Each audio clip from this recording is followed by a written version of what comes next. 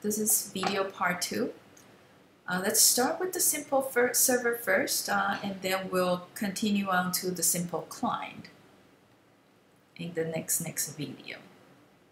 So what the simple server does is to receive a string from the socket, which is connected to the client, prints on the screen, and then send back the size of the string to the socket, therefore reaching the client. So for now, let's start server 101.go.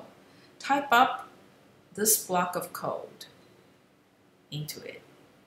It's slightly longer than the examples we've seen earlier. Once you're done, replace your port in the program. So that is in the second line in the main function. So let's scroll back and see. Main function right here. Second line in the main function. There's indeed your port number bracket. So replace this with the port number you're assigned. How do you know what is the port number assigned to your team? Copy and paste this URL here. Okay, that should take you to a page like this. If you are team 12, use port number 12,012. If you are team 7, use port number 12,007. Now, once you're done with that, you may now execute the code. The behavior of the simple server is a bit unusual though. You'll see the server is started, but it will also look like it's hanging.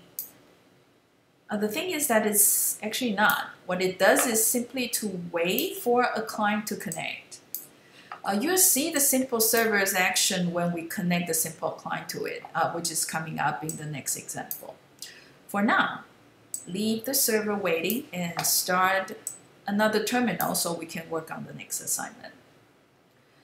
If you don't want to bother, just hit Ctrl+C to force quit simple server for now. So this is what it looks like. A command line, execute server 101.go. It prints something saying the server is launching, but it kind of hangs. It doesn't come back to the command prompt either, so it just wait infinitely. So this is what I'm saying here. Simply waiting for a client to connect, and we'll see in the next example. But the next video will be the code walkthrough. Let's learn the APIs so that you can write the client program. This is part 2.